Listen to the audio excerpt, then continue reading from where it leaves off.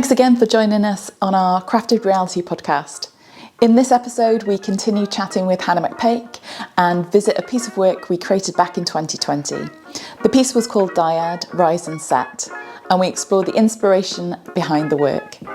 And just to say, there are a few small sound issues during the podcast, mainly because we didn't have enough mics. We have tried to make the sound as good as we could, so please stick with us. I hope you enjoy. Shall we move on to set and rise? Yeah, okay. Let's go into rise and set because I'm aware that we have been going for a while. Oh, now you say it. Now you say it. Shut up, he's saying it.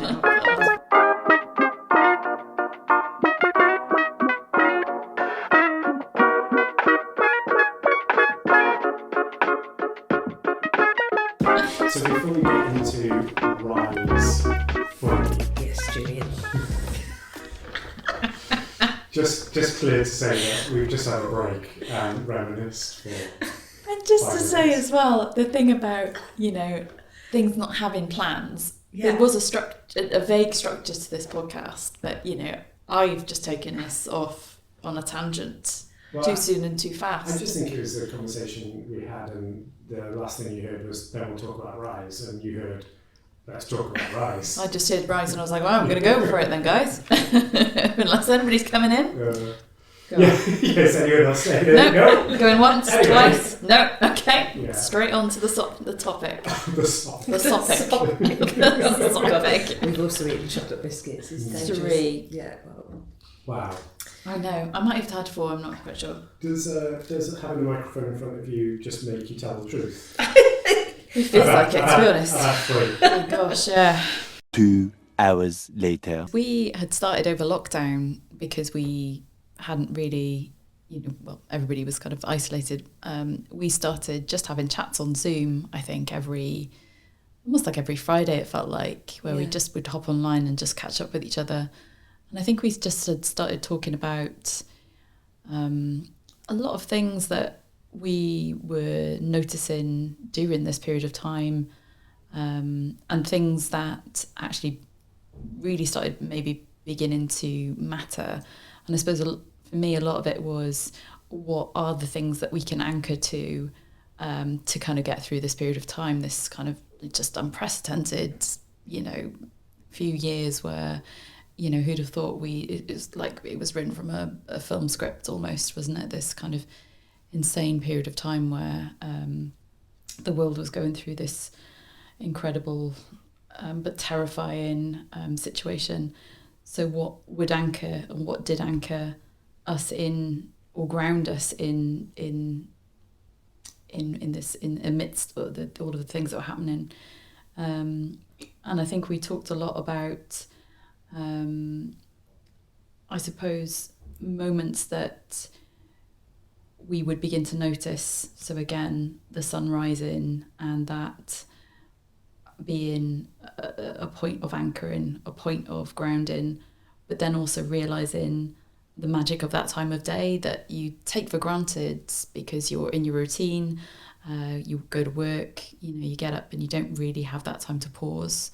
And I suppose, again, that period of time, COVID gave us that moment to pause and to stop, because we sort of life had to change and have a different type of routine. So what were the things that remained? Yeah, I think it's so interesting thinking back, because my brain has just forgotten so much about that time. But I think we were initially catching up because we were due to be working on a really, really big project together that had been pulled, and so many people, within our industry, within so many industries, had just lost all work overnight. So like you're talking about, those anchors that kept you kind of grounded, that kept you kind of together in lots of ways, all of that stuff going. And of course, very thankful that we weren't ill, and all of those kind of things. But yeah, we kind of began chatting a lot. And in fact, this ties back to one of the questions earlier about gestation periods for projects and how long things percolate for. So I think we'd probably initially been talking a lot about the loss of work and the loss of routine and the loss of all these things. And then, like you were saying, began to notice the things that kind of were those things that you could anchor yourself to, and realising that through social media you weren't the only person getting up and watching the sunrise. Suddenly there were a lot more pictures of people who'd got up early, or when we could suddenly start going out and meeting up, we began meeting very early in the mornings, and I say very, very early for me in the mornings, and going for walks around Cardiff Bay and watching the sun come up. And that was just a little bit of magic. We'd quite often be the only people there, or you'd see one or two other people, but watching the landscape shift from dark to light, and just watching the tides come in and out, and watching all those things that we know happen. But day to day we're so busy that we don't necessarily notice or give the time of day. And I guess at the same time, because, you know, I'd lost all work, we spent a lot more time in the garden, and of course we had that period of good weather. I began to notice the same group of birds flying from tree to tree at the same times every day, began to notice when the bats came out, began to notice what time the sun went down, and just feeling much, much more connected to the natural world. And so we began to talk about that stuff a lot, and I think that was the beginnings of probably the project that became Rise, then became DYAD, and kind of is an ongoing theme area of work that we want to explore.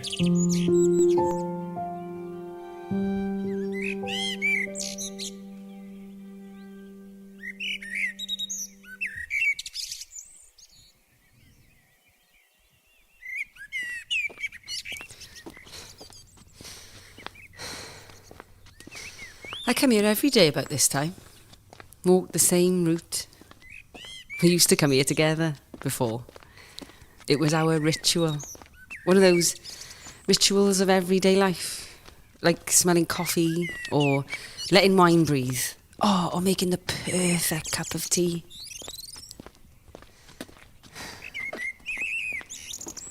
Quiet, isn't it? Just me now, awake in the dark, just me and the birds. Sometimes I come back at dusk for the murmurations, the starlings flocking, moving as one. They look like specks of dust.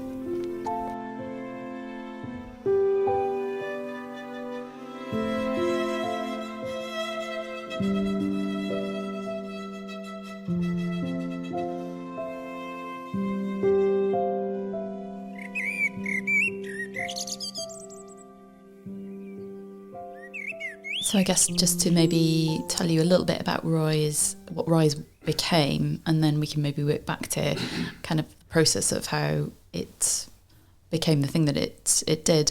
So Rise was a live audio broadcast that took place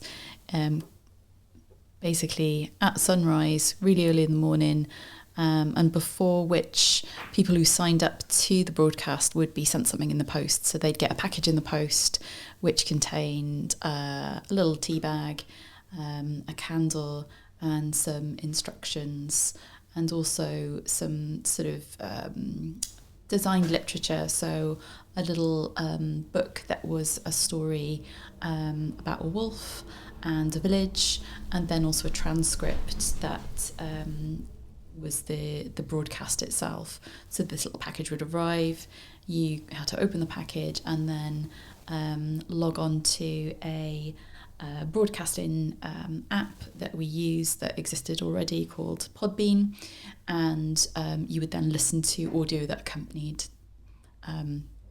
the sunrise. So from the moment that the sun kind of began to rise over the horizon and, you know, come into full fruition. And it took about, I think it was about a little half an hour experience. So that was the project. And originally, when we had decided to do something around this moment of the day, it was going to be an in-person experience, a very site-specific experience. We were so kind of connected to the place where we'd been walking together. So it was the wetlands along by Cardiff Bay. It's kind of beautiful little a walk that you could then find a kind of spot just on this almost like this little jetty that had a really amazing point where you could watch the sunrise over the water. So it was going to be a sort of led audio experience with an actor leading you to this point. A small group of people, I think we were thinking around 10 people, again because of restrictions were just being lifted, and people being able to gather in really small groups. So this idea of people being socially distanced, walking through this landscape, being aware of again some of the things within that landscape, the kind of birds, the kind of sounds that come with the reeds. There's kind of some beautiful kind of reeds, and then ending on this jetty to watch the sunrise together. And that was the plan, wasn't it? It was very much going to be an in-person experience. And just before I think it was like a week before maybe, we had to change it because the restrictions changed again, and there was a sort of second wave of COVID. So we had to sort of rethink, how can this piece exist, and how can we, I guess, get that sense of community, that sense of connection, because I guess the story itself is very much about how do we reconnect after this period of time where we've been so isolated in our homes. How can we bring people together to be able to kind of feel something together and sort of take that feeling away with them, and that sort of be almost like the legacy of the piece, that this moment of connection can kind of be carried with you through the rest of your week or your day or whatever. And I think we had talked a lot about during our chats how powerful and immersive audio is. So because the medium of the storytelling was still going to be through headphones in the live experience, we thought maybe we could just transplant that to an at-home experience. So we'd found this podcasting app just by total, I don't know, can't even remember how we found it. I think by total fluke we'd discovered that this app would allow us to broadcast live. So still have that idea of an actor being very much present and live as they would have been in the space, and sort of retaining that sense of being in the space with them. So we created essentially then an at-home experience version where people were invited to listen to the broadcast at home rather than being physically in the space, which in hindsight I think now sort of made the piece better, I think.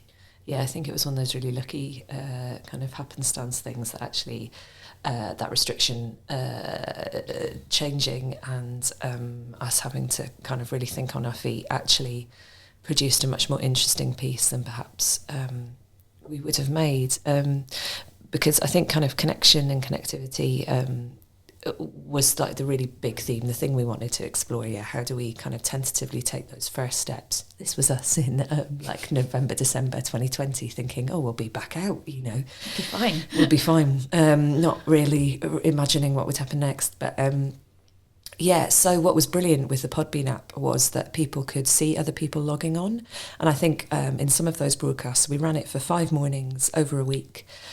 People would book a ticket for a specific morning, they'd be sent a link, they'd receive their package in the post, and we wanted to send them things that would help them curate their space at home. So we invited them to take a seat by a window, to use the tea bag we'd sent to make a cup of tea, to light the candle. So there was a sense of ritual and knowing that other people around the country, around the world, we had people tuning in, I think from Sweden and France and Australia, yeah. America, further afield, in which case we'd send them a digital version of the pack because we couldn't necessarily get the full packs out to them in time, that there were people around the world tuning in and having the same experience. So no matter where you were, you kind of had curated your own space. You were kind of making that, and then the sun was doing the kind of theatre for us. I mean, like the most amazing set in the world. Many days and nights passed, and the wolves lay in sickly slumber. Then one evening, the pack awoke to pangs of hunger that rumbled deep within them, driven by their unquenchable need they started to move, and then they started to run. They ran and ran and ran and ran until they came to the lights of a village. They circled the boundary looking for a weakness. But then, the first rays of the day glimmered on the horizon, so the wolves moved into the shadows, and they waited. The unsuspecting villagers awoke and went about their daily business, fetching water, chopping wood, attending Zoom meetings. The telephone conversations, I don't remember any of them. I don't think you did that many of them. Well, I don't think we okay, that's why invited I you. don't I think there was a remember point when anything. you were invited into the yeah, Zooms. Yeah. Wow. I think you were Secular. you were invited when we started walking, I think. Was Yeah. it? Well, I think maybe because we had to get the application in. This was kind of one of the things, wasn't it? We decided I was going to apply for a sustainability grant, and we'd Yeah. use some of that money to explore Rise. And at that point, I think we invited you to the Zooms, Julian. But there were Zooms without you, quite a lot of them. Quite a lot. Yeah, so I don't remember any of the Zoom calls. No, you weren't there. Yeah. But I do remember us doing walks, and I hope I represent all three of us in the sense of the walks felt very different in terms we kind of started using them as a way to create work, I think, like a way to, I guess, start talking each other's language. And I guess also, ultimately, the most important thing to get out of the house. I was just about to say that's the Yeah. only reason I was there. Yeah, you were like, that's the point of it. I think that's it, right? Though, but like it started off at this, like, because I think there's literally a line in there about a Zoom call, but there's so much about getting away from a Zoom call that the walking was a direct response to it. Obviously, because I wasn't on those Zoom calls, No. really. But if I had been, I think we'd have still been sick of them. And then that walking seemed to be a kind of interesting, needed thing. Yeah. And it felt like you guys wanted what you'd found in the walking to be present in Rise. Yes, and I think again makes sense. it's coming back to that sense of embodiment of you doing the thing that you're talking about, isn't it? And being present within that. And I think, walking just sort of frees your brain up a bit, doesn't it? Because you're not seated, with a pen and paper trying to really kind of squeeze out ideas. I think that kind of movement just allows the brain to sort of wander, and then you sort of almost find this sort of flow of, and almost like kind of stream of consciousness, isn't it? As you're thinking it, you're saying it, and that freedom of, moving your body and then also having the flow of conversation and discussion, I think really helps. And I think we were also interested in, when we were talking about the theme of connection for Rise at this period of time, we were also thinking about not only connecting with others, but how do you also connect to yourself? And we were looking at year walks, kind of that tradition of losing yourself in the forest and basically finding yourself, which kind of sort of matched a little bit with what we're sort of talking about, is kind of your finding those ideas and those thoughts become kind of free. And then, the idea, I guess, of a year walk is that you come out and you have absolute clarity on everything in life. And then I think also we were talking about this idea of the threads that connect us as well within the themes that we wanted to explore within Rise. And also, I suppose, the idea of fate to a degree as well.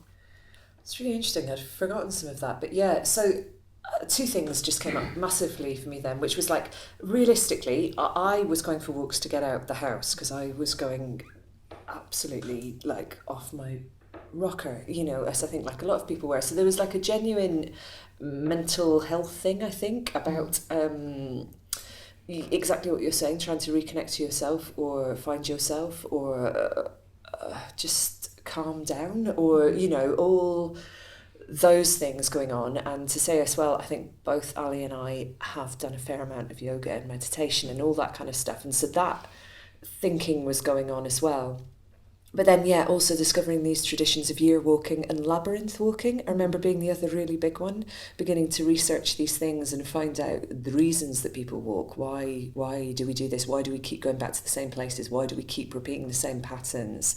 And that being both a good thing and also a thing that needed shifting. So I think, yeah, those were the things that were in our head. And then just naturally through the talk of labyrinths, I think kind of the idea of threads and connectivity and all that imagery had come up. So we then started going on our kind of walks, and they became a routine. They became a what's the word I'm looking for that's like routine but it's not routine, ritual, thank you, brain. It became a ritual, and we were kind of so in our own way recreating those kind of labyrinth type walks, year walks, and then through that, I think we began to think, well, it'd be brilliant to bring other people with us to have this experience. And from that, this idea of this live experience grew.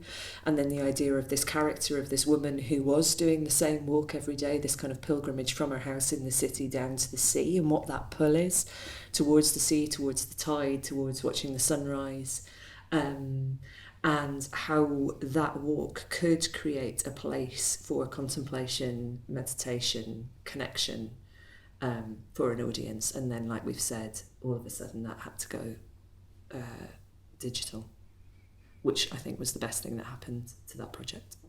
That shift to being able to allow people access to the experience in their own home kind of felt it's just offered, I think, people more freedom, weirdly, within it. I think it allowed people, because of the situation that we were in, allowed them to reclaim their space, which might have felt quite maybe claustrophobic during that time, and to, I think, resettle within that space as well. And again, the theme of ritual, how do we change our rituals of our everyday lives, beyond just getting up in the morning, brushing our teeth, having breakfast, going out for work?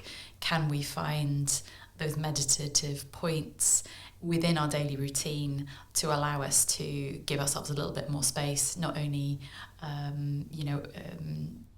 physically, but also emotionally and sort of mentally as well, which is kind of so important. But we don't necessarily always prioritize that slow time, particularly I think in the mornings when we have lots of other things to do. So I think having the broadcasts across that week, and inviting people in their own homes to engage with the experience, I think allowed people to find those moments at home, to create that ritual of making the tea and to light the candle and to witness the rise of the sun, which is this, amazing spectacle that happens every day. We just perhaps don't give it as much attention as, we should, because it's just incredible. It's amazing. Even on rainy days, you can still see that transformation of the light from dark to light. I think, made the experience a kind of a little bit more special than if we had just invited people out into the outside world to do it there. Also, with this sense of ritual, I think we had spoken a lot about on our walks the idea of inviting the senses into the experience. So how can we create some of the things that we had found outside within it? So, the cup of tea is that sensation of warmth.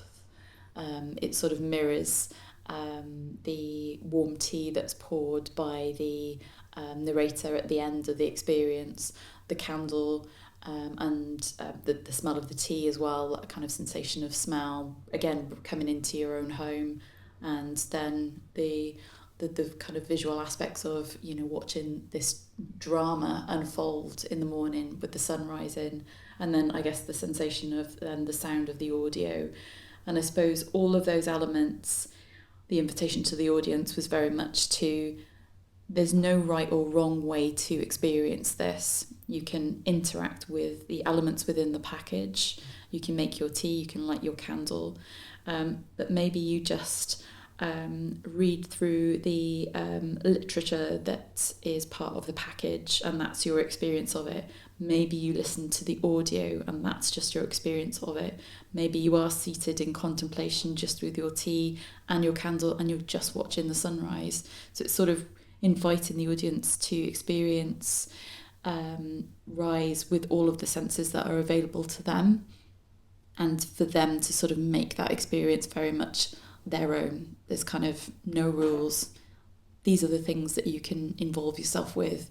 You do them in any order or any way that you see fit. And I think that was perhaps something that we couldn't necessarily have done if it had just been a live experience outdoors with just kind of the medium that we were thinking of in terms of like a live audio walk. So I think in terms of the textural elements of it, I think it offered a lot more than if we had just done it as that live walk.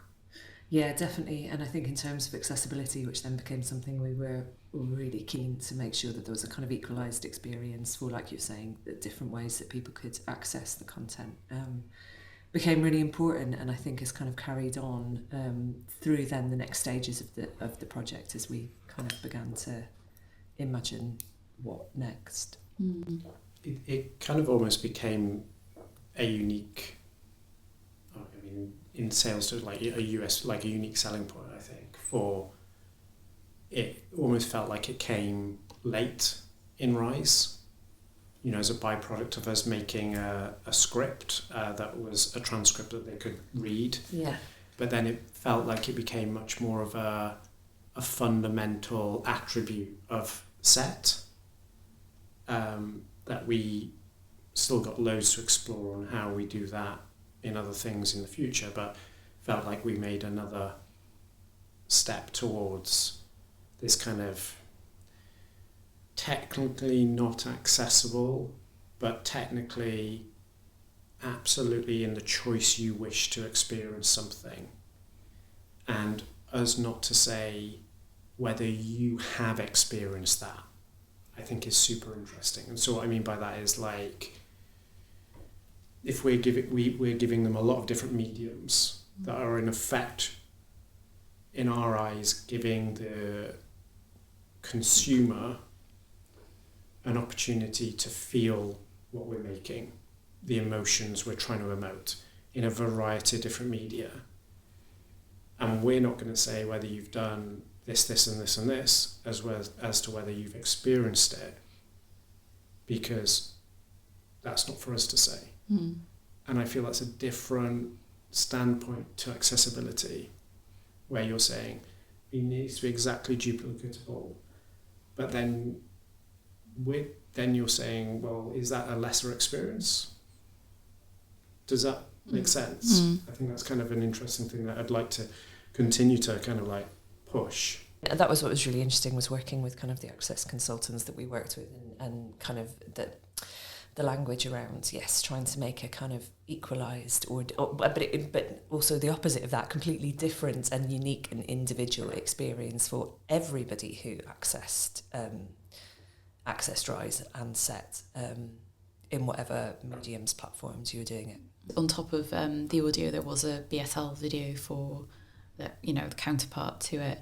And just building on what you just said in terms of people feeling that they're part of it, we had made the very definite decision to broadcast the experience live, so it wasn't a recording of an actor. We were set up downstairs in the Yellow Brick office at crazy o'clock in the morning with a sound technician and Laura Dalglish, who was the voiceover artist, and myself and Hannah there every morning. And Laura was very much there in person, performing this piece, which I think we felt was really, really key. That element of live, even though we're broadcasting, it is still a person at the end of that thread almost there existing. And I think what it allowed us to do, having that live performer, was we could adapt some of the story to, you know, what was happening in terms of the environment. So if it was a rainy day, we'd include that within the narrative of the experience. We also played with mentioning by name some of the people that were actually that we knew would be on the broadcast, because we knew their names through the ticketing booking system. And I think that also again drew people in and you know, created some quite special moments in terms of people feeling this isn't just you know, it isn't just a recording. Yeah, thank you. It is very much live. It is alive. The piece shifts and is different every day because of, depending on, you know, who we are, where we are, who's involved in the audience and all of that. So I think that was quite interesting in how people responded to that and maybe hopefully felt involved within it. We did make 2 versions of Set. So Laura. Or other versions of Rise. Rise, yes. Get back. It's over. I'm totally ready for a Set now. Yeah. But with that first version of Rise was the other Laura Jeffs. Thank you. Look, I'm just looking at you. So the other version, the original version of Rise, had Laura Jeffs, myself and Ali, and you were operating it on your phone. You were the sound operator. That's all I wanted to add. Thank you. We try to arrange the events of our lives into a story which can be told. We edit and order, categorize and label, compress into a story that makes sense. But then there are the things that just happen. Hello? Can you hear me? Let's talk about Set. So after Rise, we decided that we wanted to look at a very opposite emotion to what we'd explored in Rise, and look at a counterpart. What I'm talking about. I mean, that sounded really intelligent. I think basically we just went sunrise. The opposite of that is sunset. So we should make a piece for the other end of the day, sunset. And we wanted to explore, I guess, so Rise had been a kind of welcoming in of the day, and we wanted to explore what happens in the darkness. It's that balance of light and dark that you were talking about within the piece that you did with Wildworks. There's always a balance. Nothing can be all light and nothing can be all dark. There is equal measures of light and dark in us all, and nature sort of shows that in terms of the symmetry of these cycles within the light, night and day, and life and death, and sort of these opposite opposing forces. It's yin and yang, isn't it, as well? So I think Set was a much kind of darker piece, and I for me really explored, I think, this deep sense of anxiety that I think we were feeling at the time in terms of COVID, but maybe this sort of deep anxiety that sort of sometimes just simmers maybe within us all at different points and at different levels, and kind of how do you deal with that? How do you face that? And I think often with those kind of darker emotions, we tend to want to just put them in a box and shut them away and not really deal with them. And I think for me, Set was very much about really opening that box and looking at them and facing them and being able to a degree sort of conquer them a little bit. I think that's sort of the journey of the character as we move through this piece is, again, I think for me, very much about that. Yeah, I agree. I think, again, it very much was made in the time that it was made, which was that kind of long period of us going back into lockdowns and being stuck indoors again. And like you were talking about the anxiety within that, this feeling of being kind of a wild caged animal, like really longing to break out of those walls and kind of run free. There was definitely something in that. There was also something, I guess, what would you say now, going goblin, like that was youth term. Please cut this, sounding like I have no idea what you're talking about, by the way. just So lost my but that idea of like like going goblin, like, you know, being in your house and like not having washed. I'm not saying I did all this, but you know, like but like being that lack of care, I think, of yourself and what can happen in those places when you get pushed to an extreme. So set is definitely a much more unsettling experience. We wanted to push the kind of aural experience as well. We'd worked with Jack Poor, who's a brilliant composer, sound designer on set, and he'd written this beautiful kind of really uplifting music for Rise, and we wanted to look at kind of what the opposite experience would be. What would it be like to feel quite disorientated? And again, to curate a space in people's homes that they could try that. We ended up creating or putting together Rise and Set as a piece called DYAD. So 2 component parts. You would do Set first in the evening at sunset, and then you'd do Rise in the morning after. Yeah, so it's about kind of losing yourself overnight and then finding yourself again in the morning. And we deliberately did it that way round, again, thinking of what that audience experience was, that we didn't want to leave people in a kind of disorientated space, even though we'd taken them somewhere quite dark in their own homes. We wanted to bring them back to the light. So there was a link between the 2 pieces, although they were standalone and it was a totally different character in each piece. There were definitely crossovers in terms of the world that they were inhabiting. And this man locked in his house began to see this woman walking past his window every morning. So there was definitely a crossover in terms of world. But yeah, dyad, we chose the name dyad because we were interested in exploring those 2 things that sat at opposites. And I think for us, by then, we'd begun to identify this kind of idea of opposites as kind of a theme of work that we were really interested in mining.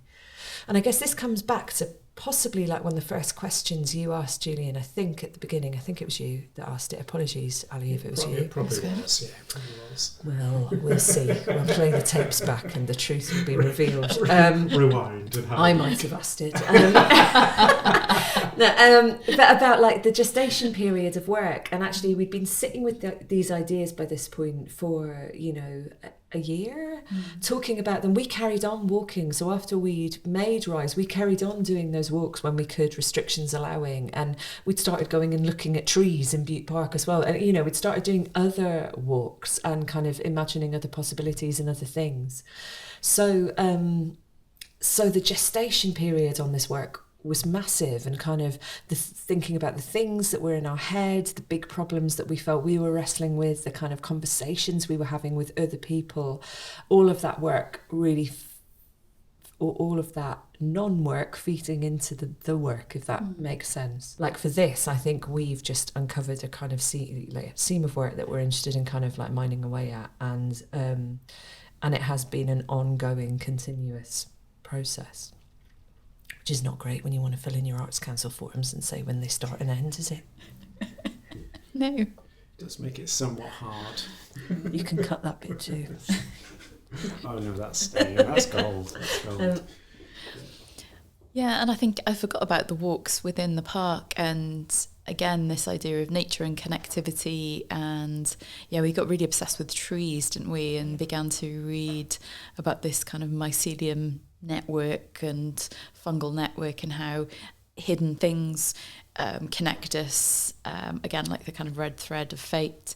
All of those ideas sort of sat within Set, but in a very different way, with disconnection from ourselves and not necessarily recognising ourselves and imagining, you know, ourselves as one thing, but actually in reality we are another, which I guess is very much sort of sits within sort of yogic teachings in terms of the self and how you discover that, and you know who we really are beyond the narratives and stories that we tell ourselves. And once you kind of strip those things back and strip them away, you can actually really truly see yourself, and it's something that is always there and you always will never leave you.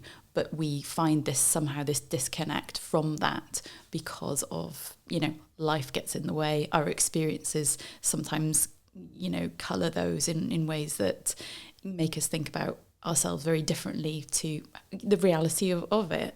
And I think that's also kind of what Set explored is that disconnect, but then reconnect with yourself at the end of the piece, that then sort of segued then into Rise, where that felt like connecting more to this, the meta, so that the kind of broader world. Once you found that connection to yourself, you can easily then better connect to others and have more of an understanding of each other once you understand yourself. I think that taps into kind of, I guess, the well-being theme strand that sits within this work. And I think that we found that through the audience response, really, particularly to Rise, that people had really latched onto, I think, some of the, like you're saying, yogic principles, or just kind of well-being principles that kind of were embedded within the piece. I would say not necessarily consciously to begin with. No. I think we then became much more conscious of that, and I think, again, that's something kind of when we built DYAD as a whole, we felt much more aware of the balance between the two pieces. But I think in terms of the strand of work that we're kind of interested in exploring now, that idea of providing a space that can make you feel something that is beneficial or question something around your feelings is definitely an area that we're really interested in exploring. And I guess that's a kind of crossover, isn't it, in terms of what we're talking about, in terms of worlds. Like, is that theatre? What is that? Is that a meditation app? Is that, you know, like, where does that sit in terms of experience and experiences that people are used to accessing, but also in terms of how you pitch, sell, reach an audience? And I think just maybe as a final note, in terms of that thread of work that we are interested in, it's almost this shift from storytelling to story feeling. How can we invite audiences to kind of experience things from within a very much deeper level of feeling and emotion?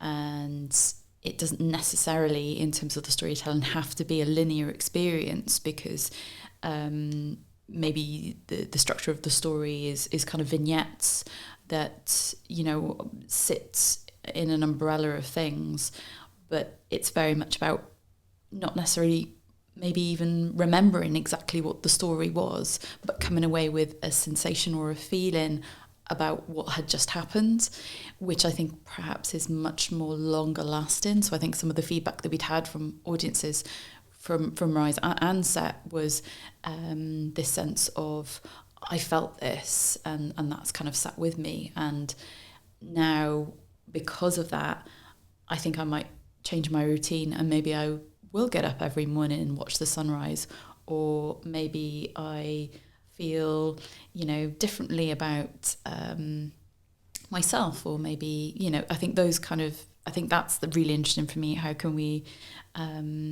invite people to feel rather than us tell stories? How can we feel stories? And I think that's a much more powerful driver moving forward.